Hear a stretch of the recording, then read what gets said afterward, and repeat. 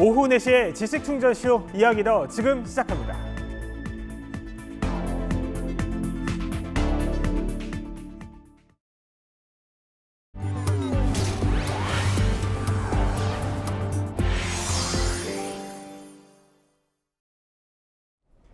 트럼프 미국 대통령이 화가 단단히 난 것 같습니다. 유엔에서 트럼프 부부가 에스컬레이터를 타려고 하자마자 멈추는가 하면 본인의 연설 차례가 되니 연설문 기계까지 고장났기 때문입니다. 문제는 트럼프의 뒤끝이요, 생각보다 길어지고 있다는 점입니다. President Trump, what happened with Chuck Schumer? Are you going to push Why did you Zelensky cancel for the peace, meeting? President Trump?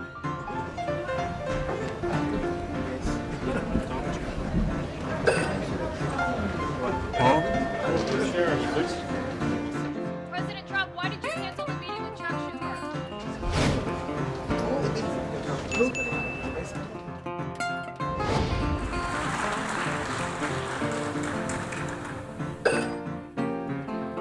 Thank you very much.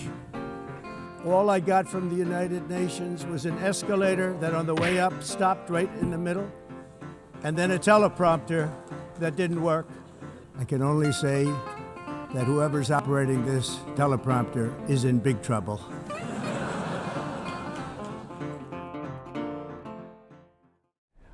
아니, 허재현 변호사님, 그래도 저렇게 연설 때는 농담조로 얘기를 하니까 이게 그냥 넘어가는 줄 알았는데 그게 아니었어요? 뒤끝이 좀 있는 것 같습니다. 지금 이거를 방해 공작, 사보타주다라고 규정하면서 예. 미국 비밀 경호국에서 이 사건 조사를 하고 있으니까 유엔 차원에서의 조사도 필요하다. 모든 보안 카메라의 내용들을 보존 조치를 해야 된다. 이렇게 지금 주장을 하고 있는 상황입니다. 그래요? 보신 것처럼 저렇게 에스컬레이터 타고 이동하려는 찰나에 갑자기 에스컬레이터가 멈춰선 거예요. 예. 제가 지금 유엔 총회 연설하러 가는 길인데 연단으로 향하는 에스컬레이터거든요. 저렇게 급정거를 하니까 다들 놀라서 뒤로 보다가 멜라니아 여사부터 천천히 걸어서 이동하기 시작하면서 네. 일단 연설장으로 들어갔습니다. 그런데 아까 또 보셨던 것처럼 트럼프 대통령 연설하려고 하는데 뭔가 당황한 모습이잖아요. 예. 왜냐하면 연설문이 기니까 그 앞에 프롬프터라고 해서 연설문을 읽는 사람 속도에 맞춰서 천천히 앞에 이제 띄워주는 기계가 있는데 네. 그게 작동을 하지 않았던 거예요. 그래서 15분 정도 연설문의 그 프롬프터를 보지도 못하고 그냥 연설을 해야 되는 상황이 됐던 겁니다. 그리고 마지막 세 번째 트럼프 대통령이 방해 공작이라고 주장하는 게 뭐냐면 저 때까지만 해도 몰랐는데 연설 끝나고 나왔는데 총회장의 음향이 완전히 꺼져 있다는 걸 나중에 알게 됐다는 거예요. 그래서 멜라니아 여사가 나 당신 무슨 말 하는지 정말 하나도 못 들었어 이렇게 얘기를 했다는 거예요. 그래서 이걸 SNS에 올려서 지금 보시는 것처럼 사악한 사고다. 방해 공작한 네. 사람 체포돼야 된다. 이렇게 주장하고 있는 상황입니다. 아니 그러니까 이게 트럼프가 생각하기에는 이게 단순 해프닝이 아니고 그러니까 유엔이 고의로 그랬다 이건데 그렇게 생각할 만한 정황이 있는 거예요. 네, 이런 의혹이 제기된 발단은 지난 20일에 한 영국의 보도 내용으로부터 비롯됐다라고 보여집니다.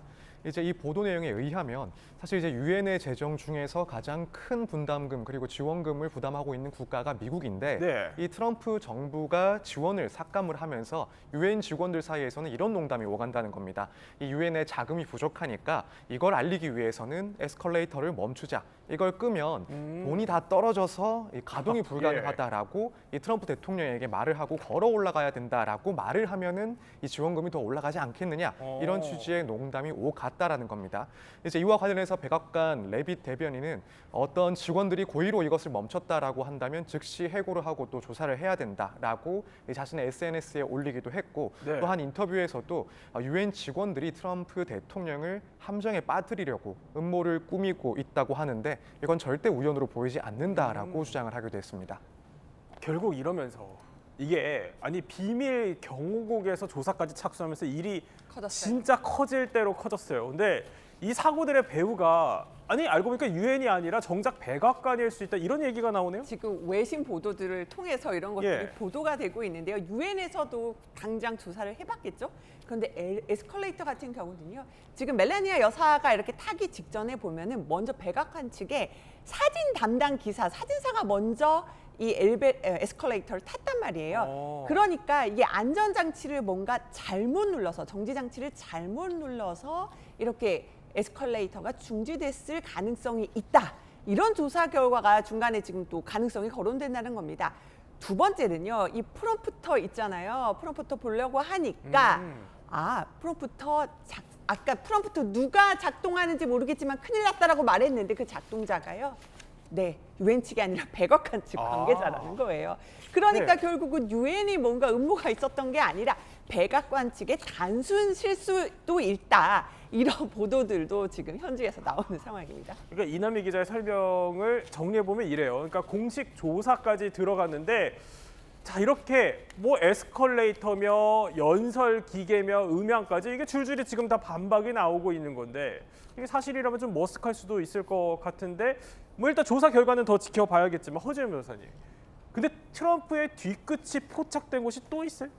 바로 백악관 웨스트윙에서 이 뒤끝이 포착되는 장면이 확인이 됐는데요. 네. 사실 이 역대 대통령들 이 정부가 바뀌면 리모델링을 하곤 하는데 지금 보시는 것처럼 트럼프 대통령이 대통령 명예의 전당을 만들었어요. 그런데 저 지금 보시는 자리는 뭐냐면은 오바마 전 대통령, 이 바이든 전 대통령이 있어야 되는 자리인데 네. 저 자리에 오토펜 사진을 걸어놓은 겁니다. 양측에는 트럼프 오. 대통령 사진이 걸려 있어요. 그렇지만 바이든 전 대통령이 있어야 될 그 자리에는 오토펜 사진을 걸어놓고 심지어 저걸 쳐다보는 자신의 사진을 또 찍어서 저 사진까지 공개를 한 거예요. 예. 그래서 사실 다른 역대 대통령들은 다 있는데도 불구하고 딱 바이든 대통령 자리만 오토펜이라는 바이든 대통령을 조롱할 법한 사진을 걸어놔서 이게 또 논란이 되고 있습니다. 그러니까 저 자리에는 원래 바이든 대통령 얼굴이 들어 있었어야 되는데 오토펜, 그러니까 자동으로 서명하는 펜이 들어가 있다는 건데 아니 그러면 이 얘기인즉슨 트럼프는 바이든 때 이 백악관 업무에 바이든 없이 저 자동 서명기가 진짜로 쓰였다 이렇게 믿는 거예요? 네, 그런 것 같습니다. 단순히 조롱이 아니라 실제로 저런 가능성을 믿고 있는 상황이 아닐까라고 생각이 됩니다. 사실 트럼프 대통령은 이 바이든 전 대통령의 인지 기능 저하를 숨기기 위해서 직원들이 그리고 참모들이 이걸 이용했다라는 주장을 해온 상황입니다. 6월에도 네. 이제 바이든 전 대통령의 그 참모들이 이 바이든 전 대통령의 그런 인지 저하 상황을 악용을 해서 이 자동 서명기로 몰래 주요 정책에 대해서 서명을 했다라는 주장을 했었고 이와 관련해서 실제로도 이 조사를 지시하는 행정 명령에 서명을 한 바가 있습니다. 이렇게 뭐 그동안의 언행을 봤을 때는 네. 단순한 조롱에 그치지는 않는 상황으로 보여집니다. 뭐 사실 우리로서는 좀 어떻게 보면 이렇게까지 하는 거는 상상하기 좀 어렵습니다. 이게 트럼프니까 가능한 일이지 않을까 싶기도 한데 사실 트럼프가 바이든에게 이 의혹을 제기했던 거는요 한두 번이 아니었습니다. And the auto pen is becoming a very big deal. You know, the auto pen is becoming a big deal because it seems like that maybe was the president whoever operated the auto pen had a policy, which is, by the way, I think the biggest scandal. 자, 이렇게 오토펜 조사까지 하면서 바이든 고충은 어쨌든 뭐 더해질 것 같습니다. 네, 트럼프 이렇게 세계 정상들 다 모이는 유엔 총회 기간에도 스포트라이트 확실하게 다 챙기는 것 같은데, 근데 만찬을 열었다고 해요. 근데 여기 서로만 이제 정상들이 다 오려고 난리가 아니었다면서요? 자, 현지 시간 23일입니다. 이 영상은 지금 이재명 대통령 영상이고 다른 지금 화면이에요. 예. 지금 트럼프 대통령도 미국의 현지 시간 23일 본인이 주최하는 만찬을 열었는데 여기에 145명 정도의 각국의 정상급, 고위급 인사들이 참석을 한 겁니다. 가장 눈에 띄는 것은 예. 자, 곧 물러나요. 이시바 일본 총리까지도 와서 이시바 정말 총리. 트럼프 대통령에게 뭔가 예. 딱 뭔가 눈도장을 찍기 위해서 갔다라는 거예요. 그렇게 145명이 정말 참석해서 굉장히 많은, 지금 이 영상도 지금 다른 영상을 보시고 있는데요. 그 정도로 트럼프한테 눈도장 찍으려고 굉장히 많이 갔다, 그렇게 얘기가 나오는데요. 1시간 반 정도 트럼프 대통령이 있었거든요. 네. 사진 찍기 위해서 몇 시간씩 기다릴 사람도 있었다고 합니다. 그런데 그 자리에 네. 이재명 대통령은 참석을 하지 않은 겁니다.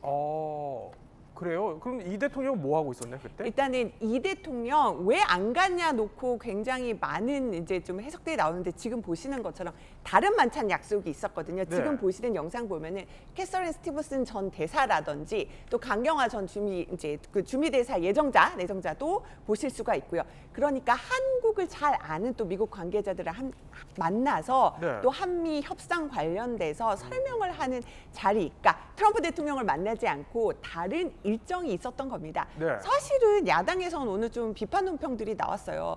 어쨌든 지금 계속 관세 협상 중인데 짧은 시간이라도 예. 트럼프와 짧게라도 만나서 정면 승부해야 되는 거 아니냐 이런 비판이 나왔는데 이제 대통령실 입장은 이런 겁니다.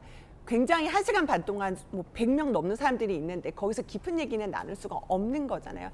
그렇기 때문에 일단 별도의 이제 그 일정을 소화했다 이렇게 지금 얘기를 하고 있는 상황입니다. 그랬군요. 자, 이번에는 국내 소식 한번 짚어보도록 하겠습니다.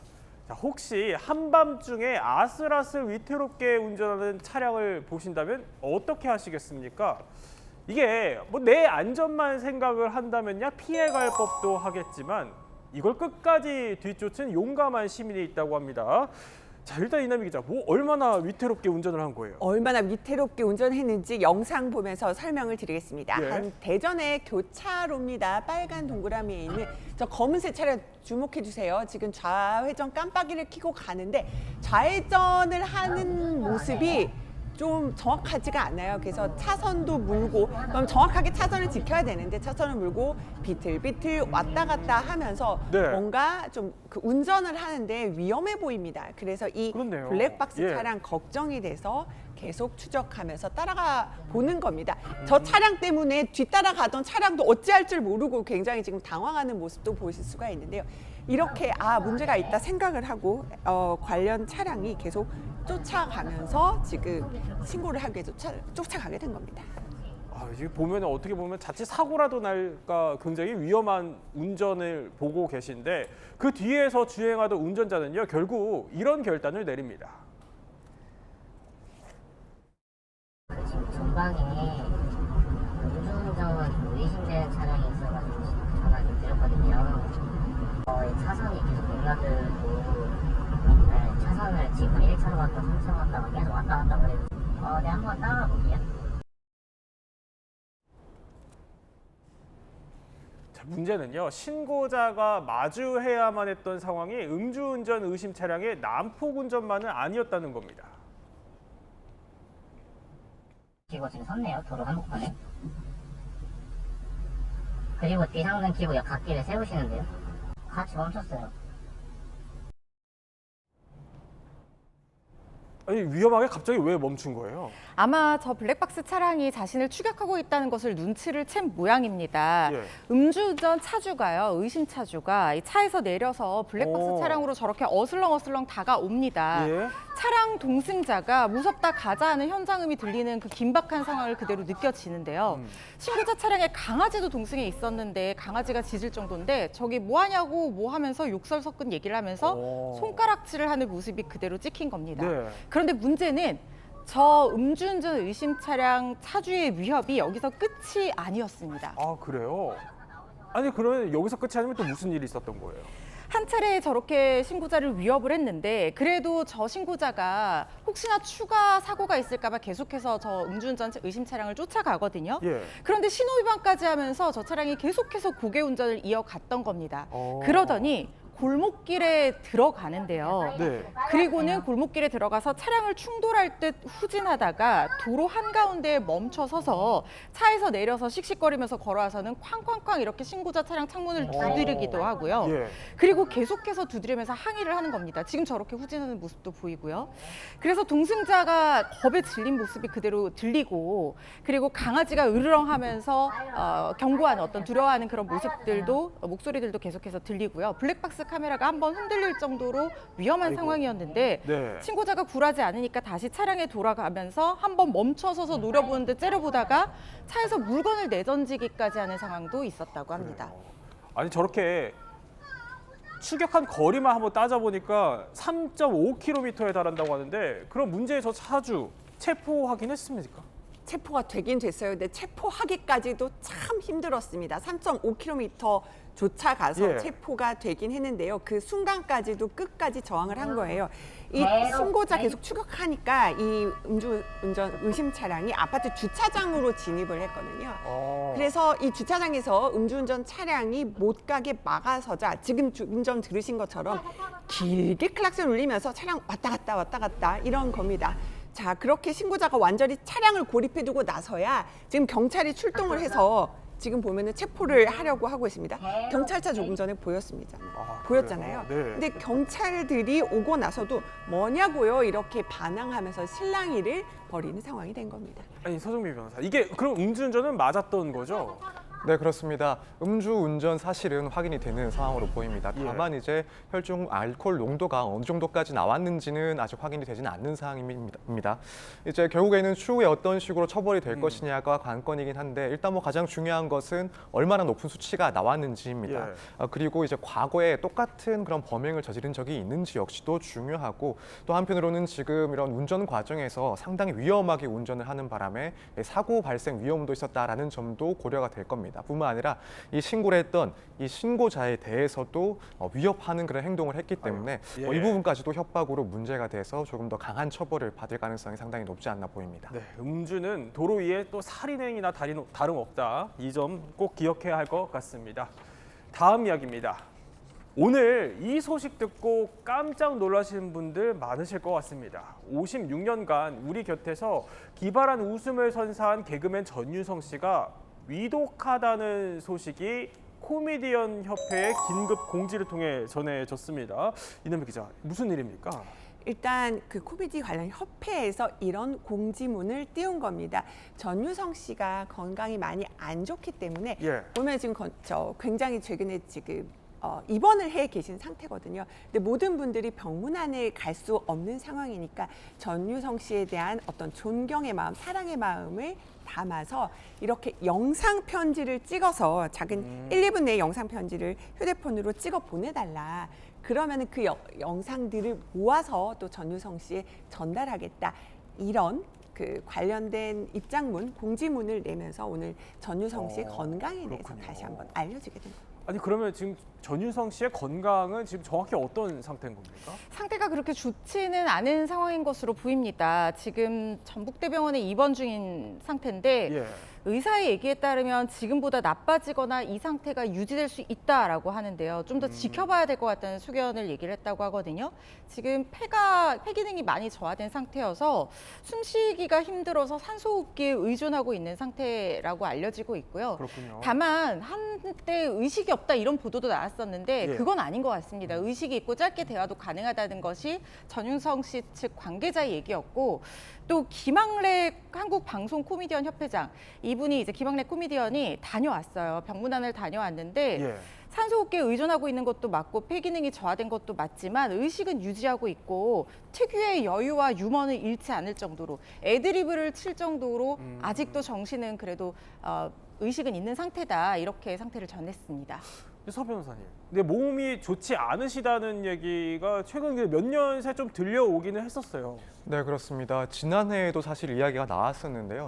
일단 전유성 씨가 개그맨 김대희 씨의 유튜브에 직접 출연을 해서 급성 폐렴, 부정맥 그리고 코로나로 3차례 입원을 했었다라는 점을 밝혔었습니다. 그래서 하루에도 몸무게가 1kg씩 빠져서 총 16kg이 줄었다라고 털어놓은 바가 있고요.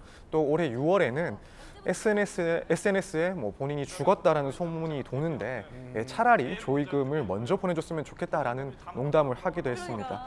사실 이번 6월에도 기흉 시술을 받은 바가 있어서 지난 몇 년간 이런 건강 문제가 연이어서 있었던 것으로 보입니다. 사실 아무래도 전유성 씨 하면은 개그계의 대부다 이렇게 떠올려지곤 하거든요. 그러면 이렇게 아프시다는 소식 들려오면 후배들도 걱정이 이만저만 아니겠어요? 지금 개그계 후배들이 많이 걱정하고 있습니다. 사실 얼마 전에도 아까 잠깐 사진도 지나갔지만 박미선 씨 안 좋은 그 투병 소식도 들렸었잖아요. 그래서 더 걱정이 더해지는 분위기인데 개그우먼 정선희 씨가 근황을 전하면서 전유성 선배님과 같이 북토크 준비했었는데 편찮으시다 이렇게 얘기를 하면서 좋아지셨다가 또 폐 쪽, 심장 쪽 안 좋다고 들었는데 얼른 쾌차하시길 바란다 이렇게 걱정 어린 그 응원의 목소리를 보탰고요. 조혜련 씨도 얘기를 했는데 오빠 오랜만에 뵈었는데 마음이 울컥했다. 건강해지시길 기도할게요 라고 하면서 진심 어린 애정을 드러냈고요. 코미디언이여 영원하라. 이건 아마 박미선 씨 수식까지 생각해서 아마 말씀하신 것 같아요. 그러면서 따뜻한 응원을 건네기도 했습니다. 자, 전유성 씨는 사실 한국 코미디의 초석을 다진 인물로 꼽히기도 합니다. 그만큼 후배들이 믿고 따르는 개그계 멘토이기도 한데 과거에요. 본인의 아픔을 고백하면서 후배를 어루만져 주기도 했었습니다. 좀 힘들었던 시절이 있거든. 그러니까 두 가지를 못 견디는 거야. 길이 좁아지면 내 몸이 줄어드는 것처럼 되는 거야. 두 번째가 낮에 잤는데 밤에 깨면 밤꼬박 새는 거야. 왜요? 깜깜해지는 과정을 내가 알아야 돼. 알면서도 끝까지 환해지지 않을 거라는 생각이 드는 거야. 굉장히 공포스럽거든. 하루 종일 얘기도 이거 하고 싶은 거야. 이런 얘기를. 근데 아무도 그때 알아주는 사람이 없었어. 근데 이남희 기자, 일부 언론에서는 딸에게 유언을 남겼다 이런 보도까지 나오던데요. 네, 보니까 전유성 씨 측이 예. 이렇게 밝혔어요. 그러니까 정식 유언은 아니라 평소 때에도 딸에 내가 죽으면 이렇게 해줘 이렇게 항상 하던 얘기가 있었지 네. 이게 어떤 정식 유언 형식으로 나온 것은 아니다라고 선을 그었습니다. 오히려 지금도 지인들 찾아오면은 본인이 오히려 장례지도하는 모습으로 그러니까 굉장히 지금의 상황을 담담히 받아들이면서 지인들에게 웃음을 주려고 지금도 노력하는 네. 상황이라는 거예요. 그러니까 그런 점들을 좀 생각을 해보시면 될 것 같습니다. 그렇군요. 사실 전유성 씨 하면 후배들에게는 어떻게 보면 코미디계의 길라잡이 같은 역할을 하셨는데, 근데 저도 이번에 좀 알게 된 사실 중에 하나가 아니 개그맨이라는 이 단어를 전유성 씨가 처음 만드셨다고 하네요. 들어보시죠. 내가 뭘 해보고 싶었는데 네네. 남들이 뭐라고 그럴까봐 못했던 것들 이렇게 좀 적어놨다가 예. 해볼 수 있을 때 해보는 거. 네. 친구가 갑자기 머리를 노랗게 염색을 하고 나타났네. 네. 나이 70에. 또 빨간 옷도리를 입고 나타났네. 네. 뭐 이런 것들이 사람들을 즐겁게 해주는 일이 아닌가 이렇게 생각을 합니다. 네. 자, 허 변호사님. 근데 전유성 씨 하면은 빼놓을 수 없는 게 바로 그거 있잖아요. 전유성을 웃겨라. 근데 이것도 사실 앞서 들었던 이 삐딱한 반발심 이것 때문에 시작된 거라면서요. 사실 전유성 씨가 무대 공포증이 있다고 해요. 예. 너무 잘 웃겨주시는 분인데 좀 믿겨지지는 않지만 그러다 보니까 무대에서 웃지를 못하니까 선배들이 왜 안 웃어? 너 웃어! 이렇게 얘기를 하는 게 반발심이 들어서 그래서 자기가 안 웃는 걸 캐릭터로 잡아야 되겠다라는 생각을 하셨다고 합니다. 네. 그런데 이런 생각을 하고 있을 쯤에 무슨 일이 있었냐면 이제 90년대 중후반에 그때는 방송에서 개그를 보여주기도 했지만 밤무대에서 이제 개그를 보여주는 그런 일들도 많았었거든요. 그래서 전유성 씨가 밤무대에서 이제 개그를 보여주고 하는데 그때만 하더라도 사람들이 그런 것에 대해서 굉장히 좀 별로다 이렇게 얘기를 하고 업수에 여기는 그런 분위기를 갖고 있는 일부의 시각이 있었다는 거예요. 그래서 사람을 웃긴다는 게 얼마나 힘든 일인데 이걸 가지고 업신여기나 싶은 생각이 들어서 아예 이걸 코너로 밤무대에서 먼저 만들었다고 합니다. 그래서 여기서 올라와서 3분 안에 나를 웃기게 만드는 사람한테 내가 돈을 주겠다. 이게 전유성 웃겨라 코너의 시초였고요. 그렇군요. 이 코너가 인기를 네. 끌면서 이게 공중파 코너까지 가게 되니까 전유성 씨한테는 아주 뜻깊은 코너라고 볼 수 있죠. 그렇군요. 그러면 전유성 씨를 제일 가장 많이 웃겼던 사람은 누굽니까? 자, 물을 주세요. 누구시죠? 네, 바로 예. 갈갈이 박준영 씨인데요.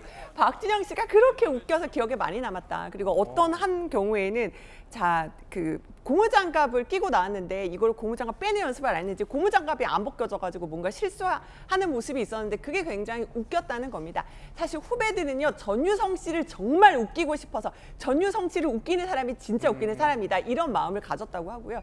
전유성 씨 에피소드 하나 더 얘기를 해드리면은 전유성 씨가 원래 작가 출신이에요. 원래 그래요? 방송 작가 하면서 뭔가 그 코미디언까지 개그맨까지 되셨는데 굉장히 유명한 베스트셀러 어렸을 때 많이 남겼거든요. 네. 컴퓨터 한 달만 하면 전유성만큼은 한다. 이런 수많은 책들을 많이 남겨서 여러 가지로 도전하는 모습도 많이 보여주셨던 것 같습니다. 자, 전유성 씨는요 꾸준히 또 즐겁게 행복하게 일하기 위해서는 이런 자세가 필요하다고도 이야기해 왔습니다. 내가 뭘 해보고 싶었는데 네네. 남들이 뭐라고 그럴까봐 못했던 것들 이렇게 좀 적어놨다가 예. 해볼 수 있을 때 해보는 거. 네. 친구가 갑자기 머리를 노랗게 염색을 하고 나타났네. 네. 나이 70에. 또 빨간 옷도리를 입고 나타났네. 네. 뭐 이런 것들이 사람들을 즐겁게 해주는 일이 아닌가 이렇게 생각을 합니다. 네. 이 개그맨의 창시자, 그래서 개창조자 다 창조예요. 왜냐면 이름부터 시작해서 코미디의 어떤 모든 장르부터 다 그러네요. 개척을 하시고. 개그맨이라는 단어 신조어를 만들어서 그렇지. 거기다 웃기기까지 했으면 더 좋았을 텐데. 그래서 코미디언님은 늘 웃어야 돼요. 다 웃어야 된다는 거야. 그래서 정말 삐딱하게 생각을 했죠. 웃는 모습을 안 보여주는 코미디언이 돼야지. 조금 전에 전유성 씨의 목소리가 2번 연속 나갔는데 시청자 여러분들의 양해 부탁드리겠습니다. 모쪼록 우리 곁에서 오래오래 함께 해주시길 바라겠습니다. 다음 이야기 살펴보겠습니다. 자, 요즘 K 콘텐츠 열풍에 우리나라를 찾는 외국인도 그야말로 부쩍 늘었죠. 그런데요, 아니 이런 일까지 벌어지고 있습니다. 대만에서 좀 황당한 리스트 하나가 공유되고 있다는데, 아니 무슨 리스트입니까? 홍대 화장실 비밀번호 공유 리스트가 저렇게 SNS에서 뜨거운 인기를 끌고 있다는 소식이 대만발 언론 매체를 통해서 보도가 됐습니다. 홍대에서 화장실 찾는데 어려움 겪을 때 이 무료 비밀번호를 사용할 수 있다라고 하면서 가게 이름과 위치와 화장실 비밀번호를 마치 목록처럼 정리해서 공유하는 게 올라온 건데요. 필요할 때 해당 상가를 이용하라 이렇게 적혀 있었다고 하는데, 그러면서 강남, 부산, 제주도 화장실 비밀번호는 너무 많아서 정리하기가 어렵다, 이런 덧붙임 내용까지 있었다고 합니다. 이 글이요, 무려 15,000개의 좋아요를 받으면서 화제가 되고 있다고 합니다. 아, 그래요? 아니 맛집 리스트는 봤어도 네. 이렇게 화장실 리스트가 도는 건 저는 살다가 처음 보는 것 같은데, 실제로 그러면 이거 유출된 점포들 반응은 어때요? 피해가 적지 않습니다. 저희가 또 취재를 해봤거든요. 네. 이런 얘기까지 하더라고요. 워낙 이렇게 많이 퍼져나가다 보니까는 사실은 100m만 가면은 공용 화장실, 그러니까 무료로 쓸 수 있는 공용 화장실이 있는데도 굳이 이곳에 온 거예요. 사실 비밀번호 저기 유출된 후에 바꿨는데 문이 안 열리니까 계단에 그런 용변을 보고 볼일 보고 도망가는 경우도 다반사여서 너무너무 지금 어렵다라고 뭔가 그 어려움을 호소를 한 겁니다. 아, 그렇군요. 그런데 저희가 찾아가 보니까 이미 저 비밀번호를 바꾼 곳이 대다수여서 이거 보고 찾아가도 큰 소용이 없다는 겁니다. 그런데 서정민 변호사님, 그러니까 상가에 있는 화장실이라는 게 원래는 이게 가게를 이용하는 그 조건으로 쓸 수 있는 곳들이 대부분인데, 그럼 이거는 좀 법적으로 문제가 없습니까? 사실 이제 관리자나 소유자의 의사에 반해서 무단으로 이 상가의 화장실을 사용하는 것이기 때문에 일단 건조물 침입죄를 검토를 해볼 수는 있긴 합니다. 물론 뭐 이런 사안으로 수사가 시작됐다거나 혹은 처벌받았다라는 그런 기존 사례를 찾을 수는 없기 때문에 이제부터는 이제 평가의 영역이긴 합니다. 그래서 이제 이 부분 성립이 가능한지 안 한지 여기에 대해서 의견이 조금 갈릴 수 있긴 한데, 일단 의사에 반해서 들어간 것은 맞긴 합니다만, 이제 그렇다고 해서 과연 이 주거 침입죄에서 규정을 하고 있는 그런 주거의 평온을 해쳤다라고 평가할 수 있을지, 여기에 대해서는 조금 의견이 갈릴 수가 있고 개인적으로는 그렇게 형사 처벌까지 이르기에는 조금 어렵지 않나 이렇게 생각을 하고 있습니다. 자, 다음은요, 잠깐 중국 얘기 한번 해볼게요. 중국으로 가볼 텐데 영상 한번 볼까요? 자, 보면은 이겁니다. 저 골목에 트럭이 쾅 가서 그대로 돌진하는데 이게 대체 무슨 일인 거죠? 자, 중국의 여기는 푸덴성이고요. 지난 22일입니다. 바로 한 트럭이 갑자기 음료 매장에 돌진을 한 겁니다. 보면은 조용하게 있다 갑자기 큰 경적 소리가 울리면서 이렇게 트럭에 돌진을 한 건데, 지금 운전자는 브레이크가 말을 안 듣는다, 브레이크가 고장이다 이렇게 주장을 하고 있고요. 지금 보면 충돌하자마자 이렇게 적재물이 다 쏟아지고 트럭도 크게 파손이 됐죠. 지금 조수석에 있던 탑승자도 승객도 부상을 입고 지금 병원으로 이송됐다고 알려졌습니다. 인명피해도 있는 거군요. 참 운전 조심해야 될 것 같습니다. 자, 마지막은요, 태국에서 들어온 소식인데요. 자, 이번엔 태국으로 한번 가보겠습니다. 자, 이곳입니다. 지금 보면은 지금 바닥이 쩍 갈라지고 있어요.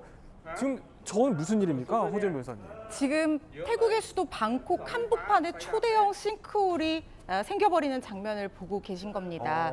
저기가 4차선 도로라고 합니다. 그야말로 번화가 한가운데인데 지금 실시간으로 저렇게 도로가 무너지는 게 찍힌 거잖아요. 가로 세로 30m, 깊이 50m의 그야말로 엄청난 싱크홀입니다. 놀란 차량이 다급하게 후진을 하고 주차된 트럭이 위태롭게 도로 끝에 걸쳐 있는 모습까지 확인할 수가 있고, 지금 전신주가 무너지면서 불빛이 번쩍번쩍 튀는 모습도 보입니다. 오른쪽 건물과 인접한 전봇대였는데 땅 속으로 빨려 들어가면서 저렇게 된 거고요. 대형 수도관까지 끊겼다고 합니다. 그리고 잠시 뒤에 추가 붕괴까지 이어지면서 주변 사람들까지 황급하게 대피하는 사건이 벌어졌는데요. 저 대형 싱크홀로 차량 3대가 추락했다고 합니다.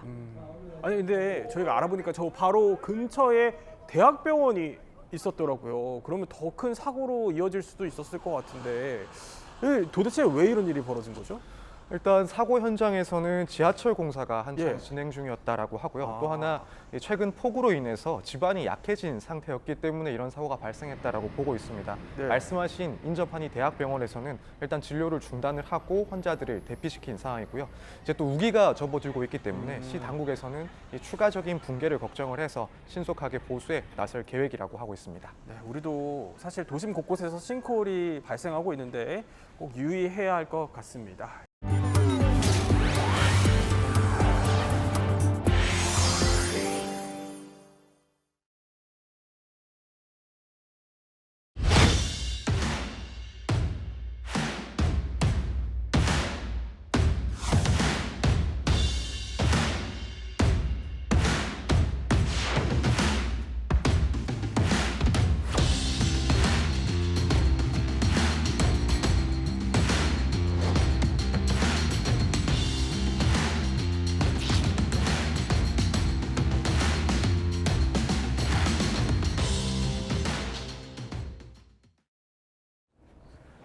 자, 순방 직전에요. 이재명 대통령이 던진 자주국방 이거의 의미를 놓고 각계의 해석이 분분합니다. 자, 그래서 저희가 전문가들을 모셔놓고 이 의미에 대해서 하나하나 저희가 지금부터 따져볼 텐데, 자, 양무진 교수님, 일단 이 대통령이 왜 지금 이 시점에 자주국방이라는 뜨거운 화두를 왜 던졌다고 보세요? 이재명 대통령께서 출범 이후에 예. 지금 한 110일이 지났죠. 여기서 그 국방 계획 차원에서 뭐 전작권 전환 문제라든지 대북 억제력 강화라든지 이런 부분에 대해서 항상 메시지 주고 그 강조를 한 것으로 알려집니다. 그러나 이제 최근에 이러한 그 국방 계획의 측면에서 전작권 전환 이 부분에 대해서 일부 우리 군부 내에서 이 주한미군의 중요성에 대해서는 그하지만 어찌 보면은 전작권 전환에 대해서 아직 그 때가 이르다 이런 측면에서 이런 목소리에 대한 일종의 경고의 메시지랄까요? 예. 그런 측면에서 자주국방을 강조했다. 저는 그렇게 분석합니다. 먼저 선제적으로 이제 더 강조하기 위해서 꺼낸 카드다라는 설명이신데 태 기자님 보시기에는 어떠세요? 왜 꺼냈다고 보세요? 사실 자주국방이라는 이 단어 자체를 이번 정권에서 처음 꺼낸 게 아니라 매 정권마다 자주국방은 우리가 가야 될 길이라고 이야기를 줄곧 하고 있었죠. 그런데 지금 보면 뭐 이 수치를 정확히 믿을 수 있을지는 모르겠으나 세계 군사 순위 5위라는 이야기도 있고 요새 예. K방산이 잘 나가면서 방산 수출 16위를 하는 국가인데 자주 국방 이 정도에서는 해야 되지 않냐 이런 이야기 나올 수 있습니다. 근데 우리는 이제 여기서 과연 우리가 자주 국방을 할 수 있는지에 대해서 좀 더 연구를 해봐야 되는 거죠. 자, 그러면 이 자주국방을 강조했던 이 대통령의 발언을 지금부터 하나하나씩 저희가 뜯어보면서 이게 정말로 지금 현실 가능성이 있는 발언인지 한번 짚어볼게요. 자, 첫 번째, 자, 이 대통령이 이런 발언을 했습니다. 외국 군대가 없으면 자주국방이 불가능한 것처럼 생각하는 거는 그런 일각의 굴종적인 사고가 아니냐라는 지적을 한 겁니다. 자, 이 발언을 놓고 양무진 교수님 여러 가지 해석들이 나왔어요. 저 외국 군대가 아니 그럼 저게 주한미군을 얘기하는 거냐? 이러면 이게 주한미군 뭐 철수를 꺼내든 거냐? 뭐 이 설왕설래들이 많아요. 왜 그랬다고 보세요? 지금 한반도에 주둔하고 있는 외국 군대 예. 주한미군 외에 없잖아요. 그렇다면 외국 군대라는 것은 주한미군을 뜻하는 것이죠. 그러나 중요한 것은 여기에 대해서 외국 군대에 대해서 방점이 있는 것이 아니라 네. 굴종적인 사고에 대해서 방점이 있다. 저는 후자에 그렇습니다. 있다. 예, 그런 측면을 봤을 때 아마 이재명 대통령의 강조점은 지금까지 예. 우리가 국방력에 대해서 얼마나 많은 관심을 가지고 국방력이 늘리지 않느냐. 이런 상황에도 아직까지 주한미군이 있어야만이 자주국방이 가능하다. 이런 부분에 대한 일종의 그 비판적인 경고성이랄까요? 예. 이런 것이 상당히 담겨 있다. 저는 그렇게 생각합니다. 자, 그러면 이걸 한번 따져봐야 될 것 같습니다. 정말로 저게 주한미군이 이제 뜻한다고 하셨으니까 이 주한미군의 우리나라의 의존도라고 해야 될까요? 이거 어느 정도입니까 지금? 예, 의존도를 이야기하기 전에 우리가 먼저 알아야 될 게 주한미군이 어떻게 우리나라, 대한민국에 주둔을 하게 됐는지부터 간략하게 예. 말씀을 드리겠습니다. 주한미군이 처음, 그러니까 미군이 대한민국에 처음 주둔하게 된 건 1945년 9월 해방 직후부터 주둔하게 됐는데 그때 임무는 패망한 일본군의 무장 해제를 위해 있었죠. 그런데 그 이후 6.25 전쟁이 발발을 했습니다. 네. 그래서 미군의 숫자가 더 늘어나서 가장 많았을 때는 약 32만 명 정도가 주둔을 했죠. 전쟁을 겪으면서 한미 양국이 상호 방위 조약을 맺게 됩니다. 그러면서 때때로 뭐 축소한다, 철수한다 이런 이야기는 있었지만 네. 지금 오늘날 현재까지 주한미군이 이 땅에 주둔을 하고 있는 겁니다. 자, 이제 의존도에 대해서 말씀을 드리면 의존도는 사실 있어요. 왜냐하면 우리의 이 안보 위기가 오면 네. 언제나 우리 언론이나 아니면은 뭐 정치권에서 나오는 얘기가 있습니다. 주한미군의 전력을 합치면 혹은 미군의 증원병력이 오면 그러면서 괌에서 전략폭격기가 뜨거나 네. 아니면 미 측의 항공모함, 핵잠수함을 보여주죠. 그 뜻 자체가 우리가 어느 정도 의존을 하고 있다라는 건데 이유에 대해서 조금 말씀을 드리자면 전후에 그러니까 6.25가 끝나고 네. 대한민국은 세계 최빈 국가였어요. 그때 우리는 선택과 집중을 해야 됐습니다. 왜냐하면 재화가 한정돼 있었거든요. 국방비에 모든 것을 투자할 수는 없었죠.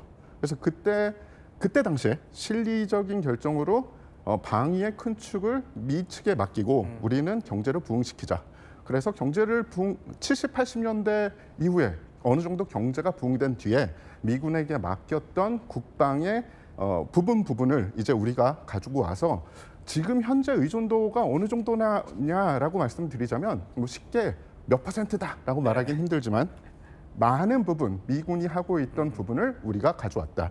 그래서 지금은 상호 보완적인 관계다라고 말씀드릴 수 있습니다. 뭐 절대적으로 의존하는 건 아니고 상호 보완적으로 이제 수순으로 가고 있다는 설명을 해주셨지만, 근데 물론 뭐 병력 숫자로 한번 따져볼게요. 보면은 그러니까 주한미군이 전체 한 2만 8천 명 정도의 수준이라면은 한국군이 한 50만 명 정도 되니까 이거에 비해서 뭐 숫자 대비로는 많지는 않지만 아까 전력 자산 얘기를 해주셔서 이 자산 의존도는 그래도 상당하지 않습니까?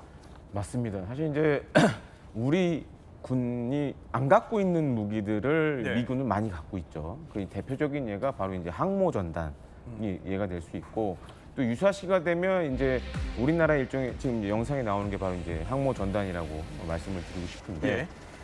저도 이제 몇 번 취재차 가봤지만 사실 이 한 척의 항공모함에 이 탑재하고 있는 각종 전투기라든가 지원기 숫자는 웬만한 조그마한 나라의 공군력과 거의 유사할 만큼의 능력을 갖고 있고, 또 한 가지는 지금 우리가 없는 게 하나 있죠.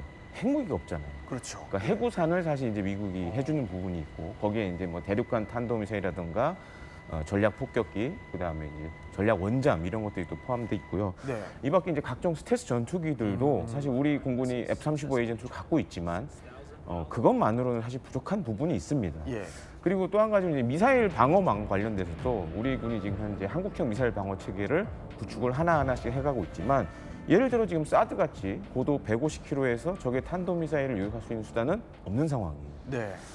그리고 이제 더 중요한 건 사실 북한군의 움직임을 사전에 우리가 파악하고 거기에 맞춰서 액션을 취해야 되는데, 예. 그런 정보 자산은 아직까지는 미군에 비해서 부족한 게 많습니다. 네. 그 대표적인 게 이제 뭐 RC-135, 네. RC-135 지금 이 영상에 나온 글로벌 워크 우리 공군도 가지고 있습니다. 근데 우리 공군 같은 경우 이제 4대 정도만 있고, 미군은 사실 우리보다 훨씬 많은 수가 이제 동원이 되고 있으니까 특히 이제 RC-135가 중요합니다. 저거죠? 예, 네. 지금 나오는데요. 보시기에 이제 여객기처럼 생겼지만 네. 저 안에는 각종 이제 전파 정보라든지, 그리고 또 하나 중요한 게 북한의 미사일을 분석하는 또 그런 정찰기도 따로 있습니다. RC-135 코브라볼이라고 따로 있는데, 네. 이런 것들 같은 경우에는 사실 우리도 일부 능력을 가진 무기 체계를 갖고 있지만 없는 게 더 많아요. 지금. 그런 부분에서 많은 도움을 받고 있죠. 자, 이렇게 전략 자산을 쭉 짚어주신 걸 봐서는 뭐 상호 보완적인 관계라고 하지만 그 자산에 대한 의존도는 그래도 적지 않은 것 같아요. 근데 태 기자님, 그러면 그러니까 우리나라 말고 미국과 동맹을 맺고 있는 그 다른 나라들이 미군에 얼마나 또 의존하고 있는지를 한번 보면 이스라엘 사례는 어떻습니까? 이스라엘은 우리와 약간 비슷하기도 하지만 좀 다른 존재입니다. 그래서 미국과 이스라엘은 동맹이라기보다 어떤 군사적인 동맹, 이런 단일 동맹이라고 보기보다는 예. 정치, 경제, 군사, 외교가 다 통합되어 있는 호혜적인 동맹이다라고 볼 수 있고요. 말씀하신 대로 미국은 강력한 군사력을 바탕, 그리고 경제력을 바탕으로 이스라엘의 군사력과 외교력, 그리고 네. 경제력을 지원해주고 있고, 반면에 이스라엘은 자신의 지리적인 위치, 지형적인 위치의 이점으로 미국에게 그 해당 지역의 전략적인 거점을 지원해주면서 상호 보완을 하고 있어요. 그리고 군사적인 문제에 대해서도 조금 전에 말씀해 주신 거와 마찬가지로 미국 쪽에서는 정보 정찰 감시 자산을 이스라엘에 상당 부분 해주고 이스라엘에서는 또 반대로 미국 쪽에 휴민트나 아니면 그런 지원을 해주는 상호 보완적인 존재고요. 네. 방위 사업적으로 봐도 사실 이스라엘이 그 누구나 아는 뭐 자주국방을 제일 중시하는 국가 중에 하나인데 이스라엘의 특징이라면 만약에 미국이 괜찮은 자산을 가지고 있으면 우리는 꼭 만들지 않겠다라는 겁니다. 미국이 갖고 있으면? 맞습니다. 대표적인 예로 들 수 있는 게 F-35I라는 기체인데 기체 자체는 미국에서 4-5대 항전 장비나 아니면은 이스라엘 군에서 향후 운영하는 데 필요한 자산은 장비는 우리가 개발해서 넣겠다라는 거고 미국도 그 점에 대해서 좋아라고 벌써 여러 번 그런 식으로 사업이 진행이 됐고요. 네. 이스라엘은 그런 식으로 어떻게 보면은 껍데기 장비는 미국에서 사와서 그 속에 중요한 알맹이는 자국에서 만들어서 오히려 수출했던 미국에게도 역수출을 하고 혹은 다른 나라에도 수출하는 그런 전략적인 파트너 관계를 유지하고 있습니다. 아니 그러면 우리는 외국 군대 없이 자주국방을 해야 한다 이런 기조면은 지금 이스라엘은 그럼 외국 군대와 자주국방한다 이런 기조라는 거예요? 일단은 이스라엘 자주국방을 어떤 쪽으로 보냐, 네.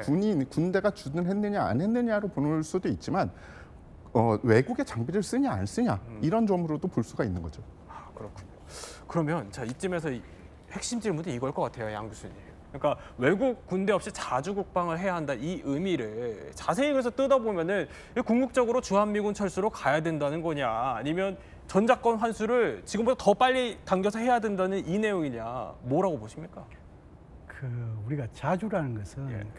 배타적인 자주가 아니고 함께 한다는 자주다 이렇게 봐야 돼요. 네. 다시 말해서 자주국방이라는 것은 동맹을 부정하는 것이 아니라 예. 우리의 힘을 스스로 좀 키워가자는 거기에 대해서 방점이 있고 또 대통령에서 굴종적 사고라는 것은 특히 최일선에 있는 우리 예. 군 장성들 여기에 대해서 좀 더 그 상징성을 가지려면 나름대로 자존심도 가져야 된다.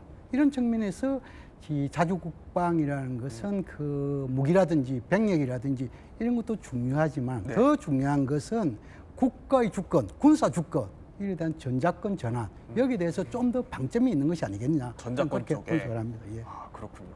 그러면 이것도 한번 여쭤봐야 될 것 같아요, 양 교수님. 이게 조금 전에 나왔던 발언이에요. 뭐냐면 정동영 통일부 장관이 이런 얘기를 했습니다. 그러니까 북한의 고농축 우라늄 보유량이 한 2,000kg 정도로 추정이 되고 지금도 이 우라늄 원심 분리기가 4곳에서 돌고 있다라고 저렇게 말을 한 거죠. 그러면 아니 주한미군이 없이 핵 없는 자주국방이라는 게 가능할까요? 그래서 지금은 이제 적어도 자주국방을 외치는 분들이 예. 주한미군 없이 자주국방 이렇게 주장하는 사람은 없을 거로 생각합니다. 단지 네. 지금까지 주한미군에 대한 지나친 의존도 이것을 좀 더 해소하면서 우리의 국방 능력 좀 더 배양해 나가자 그런 측면이고 지금 정동희 장관께서 이런 고농축 우라늄 이런 부분에 대해서 이야기하는 것은 예. 북한의 핵 능력 여기에 대해서 좀 지적하고 이 지적 속에는 결국은 한미 동맹 간에 같이 해야 될 부분이 있고 또 우리 스스로 배양해야 될 부분이 있다. 네. 이것을 갖다 좀 더 포괄적으로 지적하고 있는 것이 아니겠냐. 저는 그렇게 분석합니다. 예, 그러면 또 자주국방을 강조한 이 대통령의 한번 두 번째 발언으로 넘어가 보죠. 두 번째 발언, 자 이거였습니다. 우리나라는 세계 군사력 5위다. 태 기자님, 이거 한번 팩트 체크를 해보면 어떻습니까?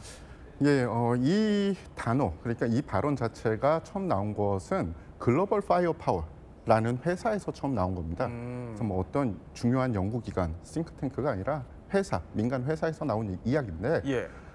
듣기는 좋죠, 세계 5위. 그런데 이들이 어떤 식으로 세계 5위를 냈느냐에 대해서 좀 보면 수치 자체가 어떤 정확한 수치를 냈다, 혹은 우리가 이런 수치를 낸 것에 이런 출처가 있다라고 정확하게 이 자료를 밝힌 적이 없어요.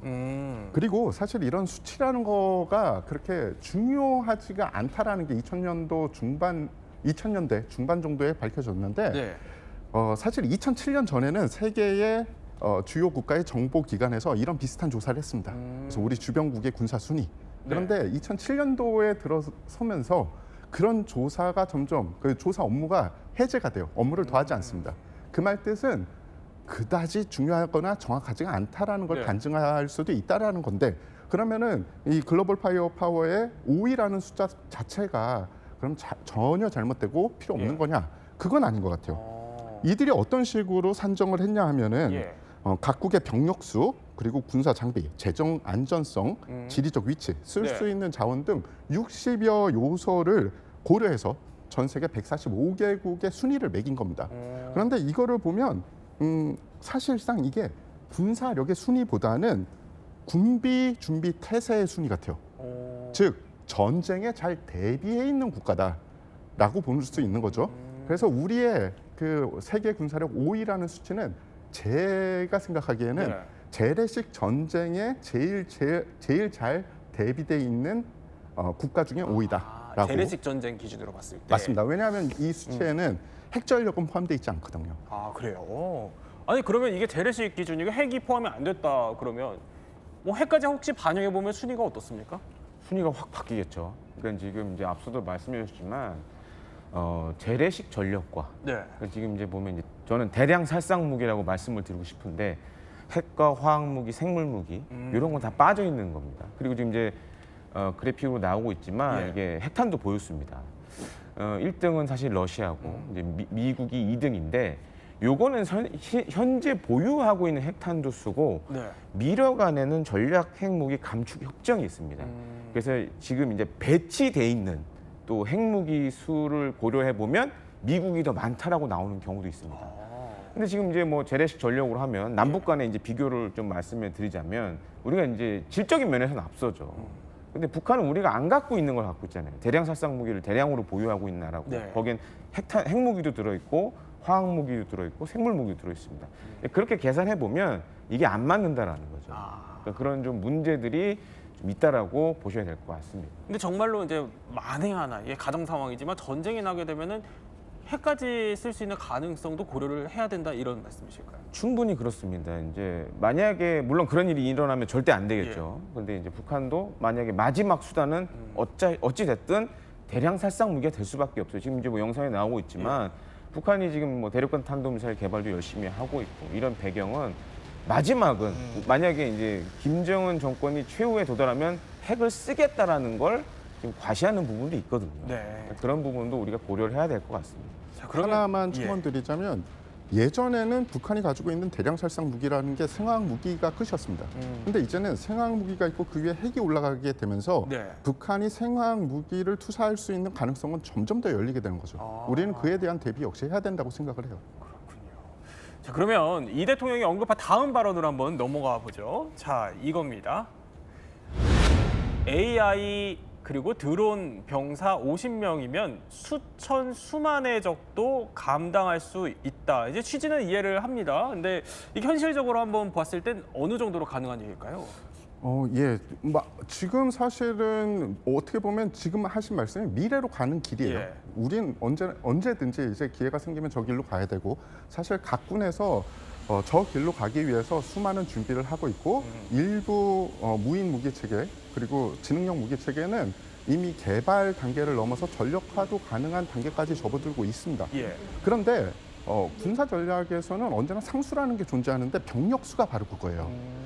예를 들어 볼게요. 네. 만약에 우리가 첨단 무기만 있으면 모든 전쟁에서 이길 수 있다라는 가정을 해볼 때 지금 우크라이나 러시아 전쟁이 지금 이 시간에도 치열하게 진행이 되지 않습니까? 그렇죠.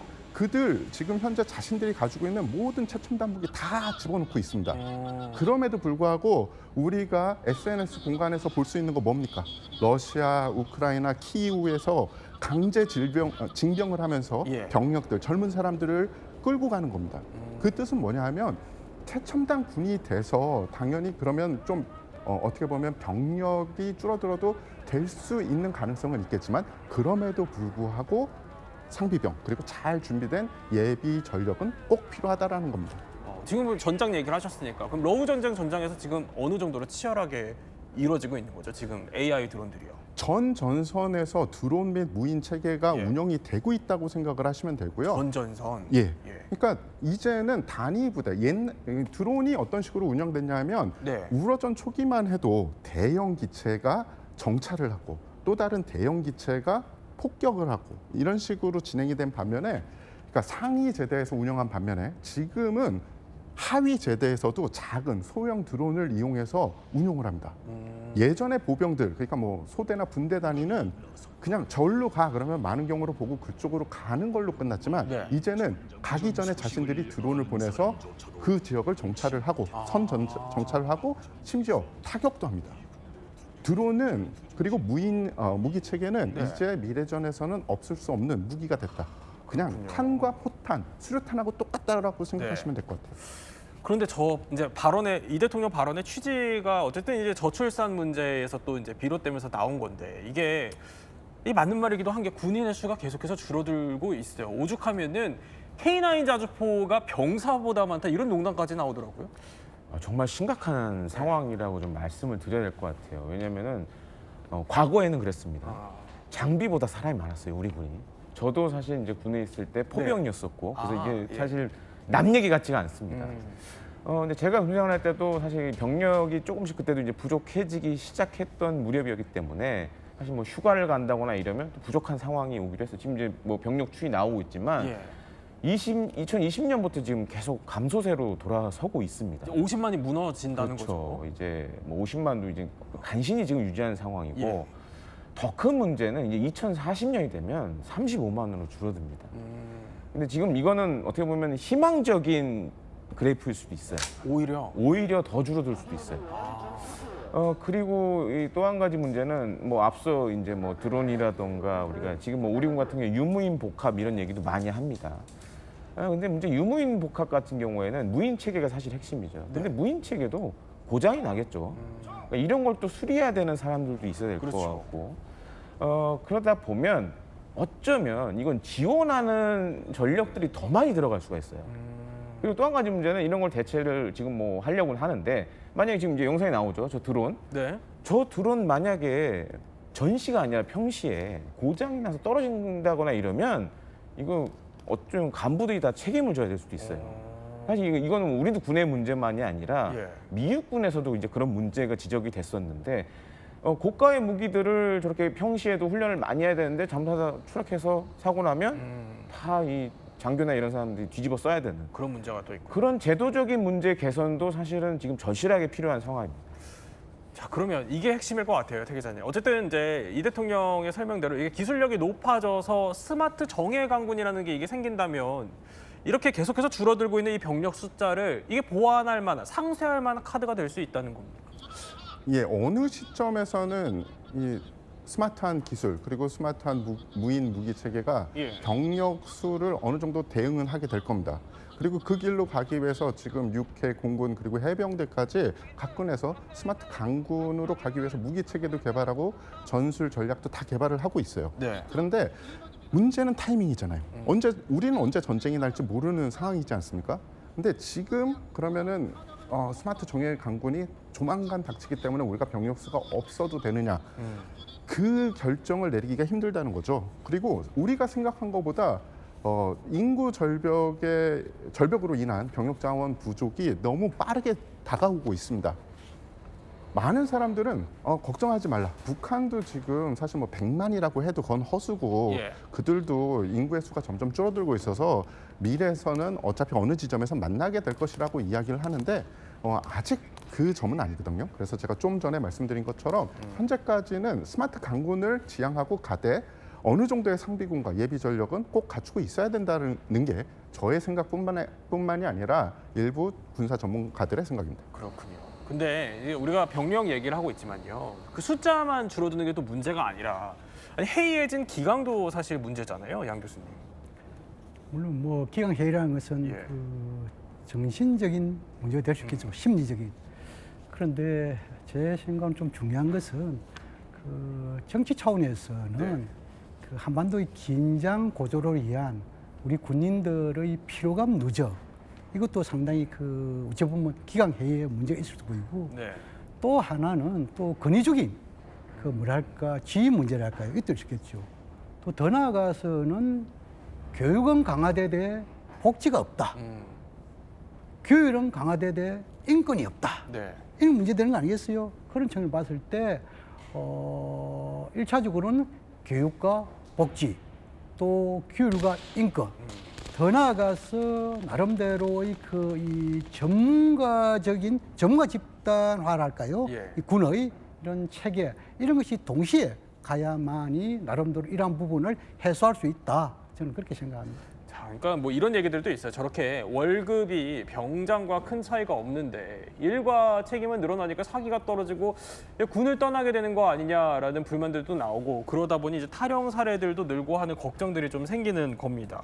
그러면 이제 저희가 이렇게 쭉 한번 발언들을 짚어봤어요. 근데 이게 우리 대비를 하자는 차원에서 만에 하나의 가정하고 한번 얘기를 해볼게요. 그러니까 주한미군이 철수하고 이렇게 병력 절벽이 점점 가시화된다는 이 가정하에 만약에 이 남북이 대치하는 상황이 벌어지게 된다면 어떤 상황이 생길까 한번 저희가 가상 시나리오로 따져볼 텐데 김평론가님 일단 그 현재 남북의 군사력 이 수준부터 한번 비교를 해보죠. 어떨까요? 일단 이제 병력 면에서는 북한이 앞서고 있는 거는 확실합니다. 네. 거기에 대해서 이제 우리가 없는 뭐 핵, 화학무기 이런 대량 살상 무기도 북한이 우위를 점하고 있는 건 맞고요. 지금 이제 그래프로도 나오고 있지만 사실 국방비 면에서는 우리가 앞서죠. 우리 뭐 세계적인 경제 대국이기도 하고 반면에 이제 상비군 숫자에서는 뭐 지금 북한이 128만 명으로 앞서고 있고 예비군도 마찬가지고요. 다만 이제 전차나 야포 같은 경우에는 북한군은 사실 우리 뭐 군이 가지고 있는 전차 야포 대비했을 때는 성능적인 측면에서 상당히 뒤떨어집니다. 근데 이제 앞서 제가 이제 말씀을 드렸지만 지금 우리 같은 경우에는 장비는 많은데 사람이 없잖아요. 이제 이 문제가 있는 거고 북한은 사람은 많은데 이제 장비가 노후화돼가고 있는 문제가 이제 있는 거고 그런 좀 차이가 있고요. 잠수함은 좀 지금 약간 제가 알고 있는 숫자하고 좀 차이가 있는데 최근에 이제 일본의 방위백서에 보면 잠수함 수가 동수가 돼버렸어요. 그러니까 우리도 21척, 북한도 21척입니다. 그러니까 여기 지금 나온 것 같은 경우에는 이제 북한의 잠수정까지 포함해서 이제 척수를 계산한 것 같은데 그러니까 어떻게 보면 해공군 전력은 지금은 우리 군이 앞서고 있어요. 다만 이제 지상군이나 이런 우리가 갖고 있지 않은 대량 살상 무기는 북한군이 좀 앞서고 있는 상황이라고 보시면 되겠습니다. 자, 그러면 이 병력 규모는 어쨌든 간에 북한이 더 우월하다, 더 많다 이 얘기예요. 그러면 정말 만약에 이제 가정을 하고 대비 차원에서 저희가 짚어보면 이 북한군은 한 100만이 넘는 북한군이 남하를 할 경우에 가상 시나리오로 보면 어떻습니까? 일단은 북의 공격 징후가 포착이 될 겁니다. 한미연합 정찰 감시 자산에 포착이 될 거고 그럴 경우에 공격이 확실하다 혹은 공격이 가해진다라고 하면은 한미연합 전력은 장거리 무기 체계를 동원해서 선제 공격을 할 수도 있습니다. 선제 공격이라는 게 우리가 북한을 먼저 때린다는 게 아니라 북한의 공격 징후가 확실하고 북한이 공격을 하면 우리도 타격을 한다는 뜻이고요. 예전에는 우리가 사정거리가 짧았기 때문에 전선 쪽에 붙어 있는 북한군의 주요 표적을 타격한 반면에 지금은 우리가 현무 미사일은 물론이고 공군과 해군의 장거리 그 무기들이 있기 때문에 북한 내륙에 깊숙이 있는 전략적인 목표도 충분히 타격을 할 거예요. 하지만 살아남은 북한의 미사일하고 포병 전력 그리고 다른 전력들은 계속 남한을 공격을 할 겁니다. 대한민국을. 그런 공격과 방어가 한 3일 정도는 지속될 거라는 예상이 많습니다. 3일은 사실은 우리 군과 한미연합군의 목표입니다. 3일 안에 북한의 포병과 미사일 전력을 무력화시키자. 그 뒤로는 육지와 해상과 공중에서 계속적으로 전투가 벌어질 거고요. 그 드론 역시 전 전선에서 모습을 드러내서 전쟁이 벌어지게 될 텐데 어느 한쪽이 쭉 밀거나 밀리면은 상관이 없지만 만약에 고착이 되면 우리가 지금 TV에서 보는 우크라이나 러시아 전선과 동일한 양상이 벌어질 가능성이 매우 높습니다. 야지에서는 참호전이 될 거고요. 그리고 도시에서는 시가전이 될 겁니다. 그러면서 계속적으로 그 인원과 그리고 장비들이 이 손실을 보게 되겠죠. 네, 지금까지 세 분과 함께 자주 국방을 위한 조건에 대해서 한번 따져봤습니다. 저희는 60초 후에 뵙겠습니다.